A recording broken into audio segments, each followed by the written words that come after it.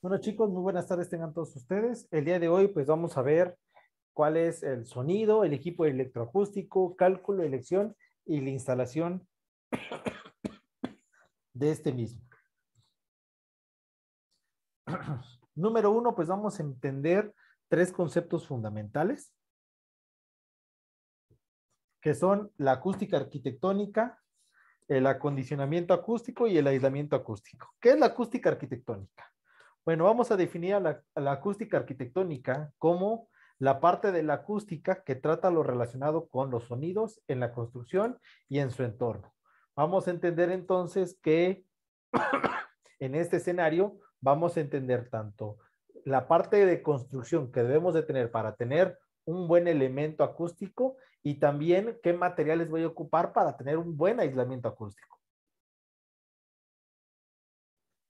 En ese sentido, la acústica arquitectónica se subdivide en dos temas fundamentales: el acondicionamiento acústico, que es el estudio para mejorar la calidad acústica en el interior de los recintos, el estudio para mejorar la calidad acústica en el interior de los recintos, de los cuales les va a quedar una tarea el día de hoy, y también el aislamiento acústico, que es el estudio de la protección y fuentes de ruidos y vibraciones en los recintos habituales. Antes de eso, pues vamos a empezar primero viendo qué es el sonido. No sé quién me puede apoyar leyendo el sonido, por favor. Voy. ¿Sí? Sonido y ruido. El sonido es una sensación, el sonido es una sensación en el órgano del oído, producido por el movimiento ondulatorio de un medio elástico, normalmente el aire, debido a rapidísimos cambios de presión generados por el movimiento vibratorio de un cuerpo sonoro. El ruido se considera a todo sonido molesto o no deseado. Ok. Vamos a ver una diferencia clara entre uno y otro. El sonido, como ya nos dijo su compañero, es una sensación en nuestro oído producido por el movimiento ondulatorio. Como se puede ver, un sonido tiene esta forma de forma senoidal o cosenoidal. Es repetitivo, es una onda normalizada. Si se dan cuenta, en ese sentido la onda tiene una amplitud. La amplitud está dada por el tamaño que existe desde el pico superior al pico inferior, y aparte de eso tiene una longitud o intervalo, que es el tiempo que tarda en disiparse el sonido. Mientras que el ruido es una onda, sí, porque si se dan cuenta, igual es una onda, pero de vez de que el sonido sea repetitivo, sea un sonido único, el ruido no, es una onda que no tiene simetría, sino que tiene diferentes momentos o altisonantes que lo hacen sentir en algún momento dado o en otro. No sé si logran ver, jóvenes, mi diapositiva. Sí, se alcanza a ver. ¿Sí? Bueno, aquí tenemos 6 ejemplos clásicos. Tenemos una ambulancia, tenemos un rayo, tenemos un televisor, una licuadora, un martillo y una cajita musical. Vamos a entender que podemos encontrar sonido o ruido. Vamos a ir con cada uno de ellos. Vamos con el primero.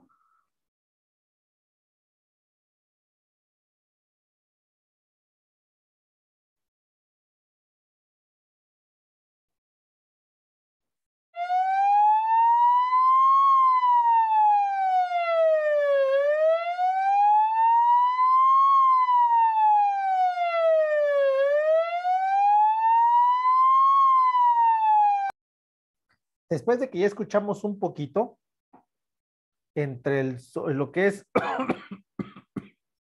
el sonido de la ambulancia, ¿alguien me puede decir qué cosa es? ¿Es un sonido o es un ruido? Sería un sonido, ¿Por qué es un sonido? ya que la misma frecuencia llega al mismo tiempo o algo así.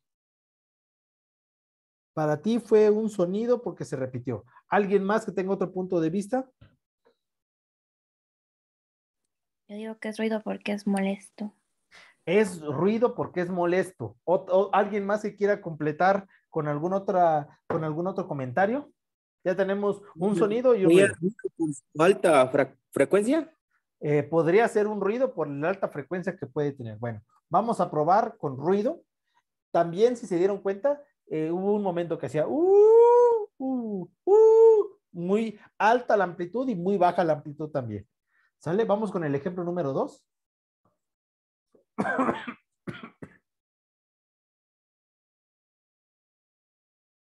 Disculpen, está un poquito medio lento esta cosa.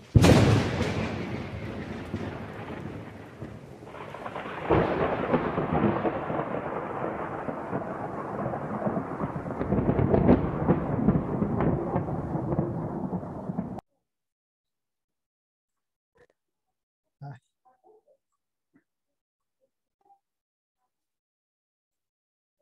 ¿Alguien me puede decir, chicos, qué es el sonido?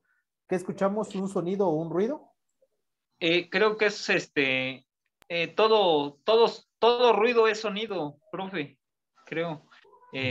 No, Si no no, mal así. recuerdo haber Sí, escuchado sí, eso, sí, sí. todo Todo es sonido, sí, estoy de acuerdo en eso. Pero en ese sentido, lo que buscamos es que en lo que es la acústica arquitectónica es que todo lo que escuchemos sea de nuestro agrado, es decir, la tele, un equipo de sonido sean sonidos agradables y no intervengan ruidos. Entonces, sí hay que entender cuál es la diferencia entre uno y otro. Para ti, ¿qué podría ser?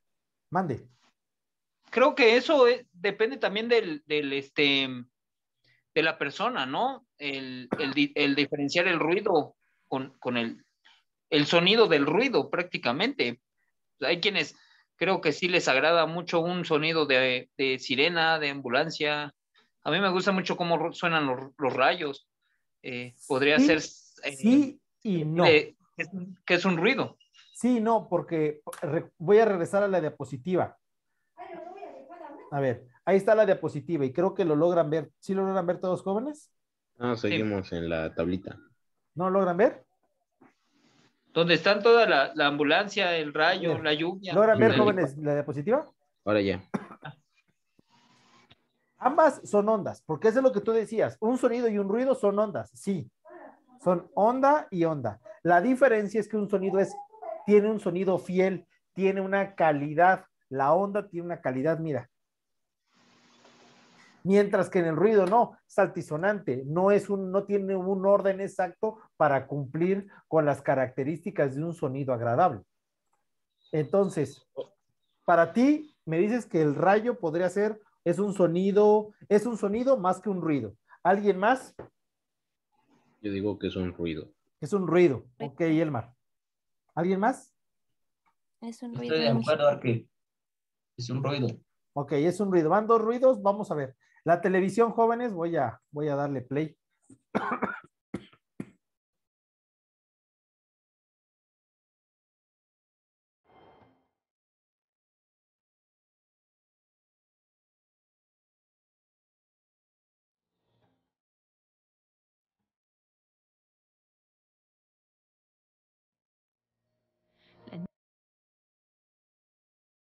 ¿Qué me pueden decir? ¿La televisión a qué representaría? ¿No? A un sonido, sí, porque es claro, si se dan cuenta, no hay una intermitencia, no hay una subida repentina ni una bajada repentina. Vamos ahora con lo que sería la licuadora.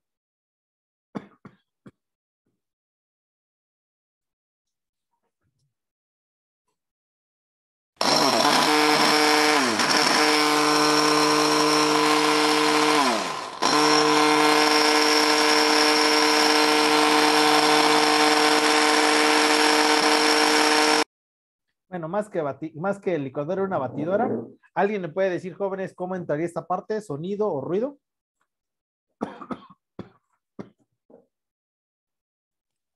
Como ruido. ruido. Ruido, ok. Vamos con la siguiente, un martillo con un clavo.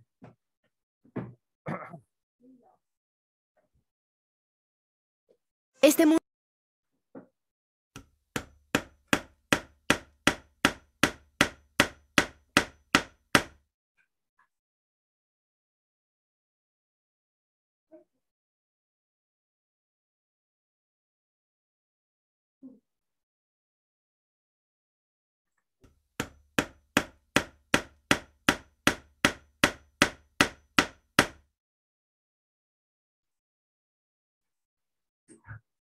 ¿Qué le colocamos al martillo? ¿Ruido o sonido?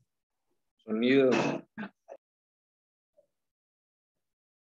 El que el golpeteo sea lo mismo no significa que sea un sonido. Un sonido debe ser fiel, no debe de entorpecer en grandes sistemas. Es decir, debemos de ver una curva normalizada y no grandes picos. Normalmente un martillo es un ruido. Y por último, una caja musical, que creo que esa va a ser fácil de detectar.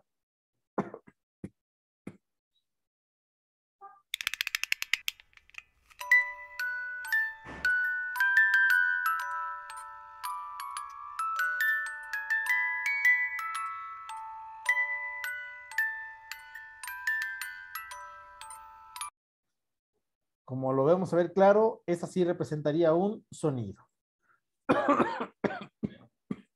Y ya como aquí pueden ver, jóvenes, en ese simulador, la ambulancia, el rayo, una licuadora o batidora, un martillo representan ruidos porque las ondas de las ondas con las cuales se propaga no son muy exactas, suben mucho y bajan mucho, y mientras que el sonido de la televisión o de una caja musical tienden a tener ondas de mejor calidad y mejores momentos.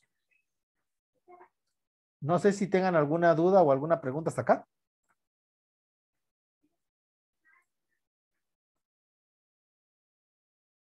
¿Ya tengan No, alguna?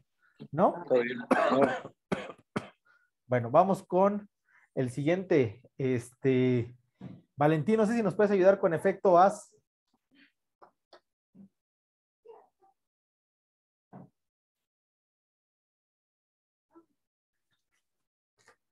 Valentín, no sé si nos puedes apoyar con efecto as. Sí, está bien. Dice, efecto haz. Cuando el sonido directo y el reflejado llegan con una separación inferior a los 50 ms, el oído humano los percibe como un único sonido e identificaremos su procedencia en base a la diferencia de los tiempos de llegada de cada sonido. Por el contrario, si el sonido reflejado alcanza al oyente 50 ms, después de la llegada del sonido directo, el oído lo percibirá como un eco. Este fenómeno es conocido como efecto Haas, también llamado efecto de precedencia. Bueno, vamos a entender entonces, el efecto as es precisamente cuando el sonido directo y el reflejado llegan con una separación inferior a los 50 milisegundos. Aquí esta M representa milisegundos. Milisegundos, es decir, 0.050 segundos. Si el sonido llega en un tiempo menor, nuestro oído no lo percibe como dos ruidos, es decir, digamos que estamos emitiendo un sonido y ese sonido lo escuchamos en un oído y en el otro con una diferencia de 0.050 segundos, nuestro cerebro no capta que sean dos sonidos diferentes, captan el mismo y no hay ningún problema. Pero cuando ese sonido es mayor a 50 segundos, cuando que yo hablo y llega a un oído y después el sonido llega al otro oído, si ese tiempo es mayor a 50 milisegundos, lo vamos a entender ya no como un único sonido, sino lo vamos a entender como un efecto de eco. Y creo que todos lo conocemos, el eco, cuando, por ejemplo, decimos hola, hola, hola, hola, y escuchamos el mismo sonido repetitivamente, es porque está pasando más de 0.050 segundos. Es decir, 0.05 segundos, si es menor, es el mismo sonido, si es mayor, representamos nuestro sonido o lo escuchamos en nuestros oídos como un eco. Y eso es lo que principalmente debemos de buscar. No debemos de buscar tener ecos en una habitación donde vayamos a tener un tipo de sonido. Tenemos que buscar que estos valores sean mucho menores. Cindy, no sé si nos puedes apoyar. Mande. Sí, Elmar se le fue su internet. Ok. Cindy, no sé si nos puedes apoyar, por favor, con la propagación del sonido. Dice, la energía emitida por una fuente sonora en un recinto cerrado alcanza al oyente de dos formas. Sonido directo, aquel que recorre la trayectoria en línea recta existente entre la fuente sonora y el oyente. y el sonido reflejado, que es aquel que alcanza al oyente después de realizar una o más reflexiones sobre las superficies de la sala. Ok. Evidente lo que acabamos de escuchar con Cindy. Cindy, ¿nos puedes decir, es un sonido de un perrito lo que se escucha hasta el final, ¿verdad? En el fondo. Sí, son los perritos de la vecina. Ok. La voz de Cindy correspondía al sonido directo. Creo que todos escuchamos la voz de Cindy porque era el sonido directo. De la fuente sonora a nosotros como receptores. De la fuente sonora a nosotros como receptores. Me van a decir, sí, pero es por un cable, es por internet, etcétera. Pero es el sonido directo. Teníamos reflexiones, el sonido de los perritos al fondo. Es una reflexión porque no teníamos a los perritos o los perritos no están abajo con Cindy, sino que se encuentran lejos, es decir, ese sonido lejano que tiene que llegar a una pared, rebota, llega a otra pared, rebota y va rebotando infinitamente por diferentes lugares hasta que llegó por nosotros. ¿Sí? Ese sonido llevó mucho tiempo, por eso ya no es un sonido directo, es un sonido reflejado. La voz que escuchamos fue un sonido directo y ese sonido de perritos era un sonido reflejado. Creo que se entiende claramente que uno es directo porque nada lo tiene que rebotar. Por ejemplo, si ustedes estudian donde está mi computadora, es un directo porque está llegando. Si yo me pusiera acá, ya es un rebote porque mi voz rebota contra la pared y llega hacia ustedes. No sé si tengan alguna duda con este otro concepto, que es la propagación del sonido.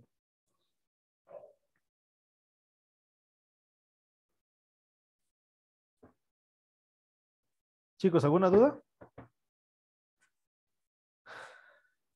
No, Inge. ¿No? Ok.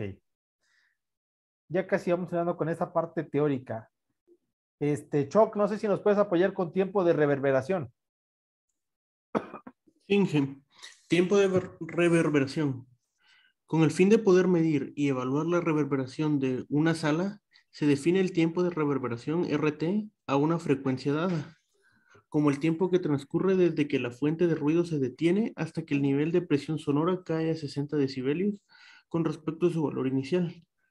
Una sola con un RT grande se denomina vivo, nave industrial, iglesia, etc. Mientras que si el RT es pequeño recibe el nombre de recinto, apagado o sordo, como un locutorio, estudio de grabación, etc. Por lo general, el tiempo de reverberación varía con la frecuencia, tendiendo a disminuir a medida que la frecuencia aumenta. Ello es debido, en gran parte, a que la mayoría de materiales que hay en cualquier sala son más absorbentes a altas frecuencias. Gracias. Bueno, vamos a entender un poquito al tiempo de reverberación como el tiempo que transcurre de que la fuente emite el sonido hasta que tiene un valor menor a 60 decibeles, es decir, hasta que prácticamente desaparece. Si lo podemos ver en la imagen, el sonido directo tuvo una cantidad de decibeles, aquí está, no sé, 120 decibeles, y cuando llegamos a menos de 60, ya de acá para acá ya se considera el tiempo de reverberación. Prácticamente es un sonido donde nuestro oído ya no lo percibe. Un tiempo de reverberación alto en algunos lugares como lo son, y lo dicen claramente, en una industria, en una central camionera, en una tienda departamental, Walmart, Chedraui, etcétera, en una iglesia fundamentalmente es muy bueno porque cuando nos hablan hasta sentimos el sonido, porque el principio de estos lugares que sean altos y con paredes claras es precisamente eso, que la reverberación sea muy alta para que en teoría el sonido llegue de la fuente sonora con pocas reflexiones y se sienta hasta en el cuerpo.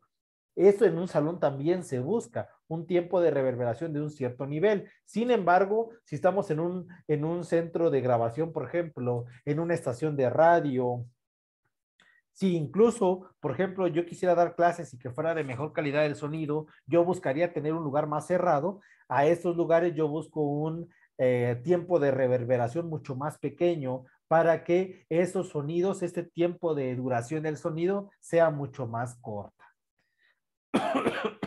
Por ende, se busca que el tiempo de reverberación deseable sea hasta un punto. Normalmente para un auditorio, música o en general, de 1.5 a 2.5 segundos. Vamos a ver en una diapositiva más adelante qué tan claro debe ser en este punto.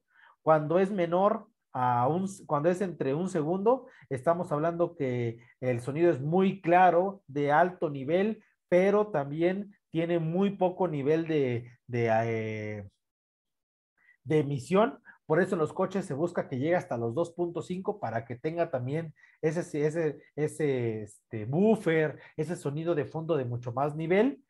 Por último, si es menor a 0.3 o es 0, pues la reverberación no existe, pero también, por ende, también no tiene una buena calidad. Cuando el tiempo de reverberación es mayor a 2.5, aproximadamente 3.5 segundos, vamos a tener un excelente sonido, principalmente para la música, pero con lo que es el habla se pierde en calidad. Para que se entienda, jóvenes, cuando es menor el tiempo de reverberación, buena claridad en el habla, poco en la música. Si aumenta el nivel de reverberación, buena calidad en la música, poco nivel en el habla. 5.5 segundos de reverberación, prácticamente el habla no se entiende. Lo que pasa en las centrales camioneras, que muchas veces, o en Chedraui o en Walmart, que uno intenta escuchar lo que emiten y prácticamente no se entiende porque la inteligibilidad de la palabra es muy confusa. Se pierde el sonido, la calidad. Por último, normalmente cuando es mucho mayor, 8.5 de más, vamos a entender que la música es de súper alta calidad, órganos, arpas y demás, pero la voz es prácticamente nula. Lo que pasa en muchas iglesias, principalmente en Notre Dame y demás, más que es una iglesia que está encajonada en algunos puntos, es lo que va a pasar. Igual pasa, por ejemplo, en la iglesia en lo que es la Catedral de Puebla, igual mucho sentido parecido. Por eso es importante, vamos a resolver más adelante algún problema sobre el tiempo de reverberación con la fórmula de Sabin, y eso nos va a permitir poder tener mejores resultados para algún espacio. Lo vamos a ver un ejemplo para un salón de clases, pero también si nos da tiempo para alguna otra aula o alguna recámara. Para ya teniendo en cuenta entonces qué es el sonido y qué es lo que le afecta y qué es lo que nos ayuda, vamos a entender que para poder hacer un cálculo, elección de un equipo de electroacústico, un equipo de sonido electroacústico en un recinto, pues vamos a entender ciertos pasos. Y vamos a cumplir con dos normativas fundamentales. La primera, acondicionamiento acústico marcado por el INIFED, y la segunda, la normativa 011 de la Secretaría del Trabajo y Previsión Social, que lo que especifica es cuál es el ruido dentro de un centro laboral, cuál es lo que se recomienda como reverberación, qué es lo que no se recomienda, cuál es el máximo nivel de ruido o cuál es el mínimo nivel de ruido. ¿Y cuáles son los pasos a seguir? Federico, no sé si nos puedes apoyar leyendo cuáles son los pasos o la secuencia a seguir. Ok, nos dice pasos. 1. Cálculo de volumen del local. 2. Cálculo del coeficiente de absorción de todos los materiales. 3. Cálculo del tiempo de reverberación de la sala. 4. Cálculo del número de altavoces. 5. Situación definitiva de los altavoces con respecto al oyente.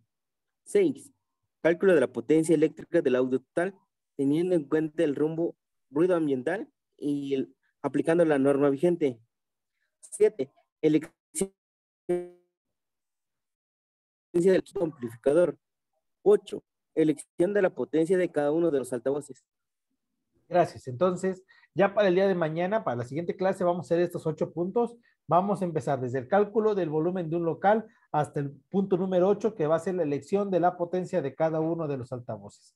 ¿Qué es lo que vamos a ver? Vamos a ver un ejemplo clásico de un salón de clases con algunas características, cómo se va afectando los materiales que tenemos alrededor o las cosas o inclusive las personas que tengan en cuestión, si están paradas o sentadas, cómo cambian el sonido y cómo se puede mejorar el sonido de cualquier espacio. Si no tienen ninguna duda, jóvenes, el día de hoy lo vamos a dejar hasta acá y ya mañana vamos a hacer la correspondiente parte de los cálculos y la elección, lo que son los 8 puntos que vimos el día de hoy de la secuencia.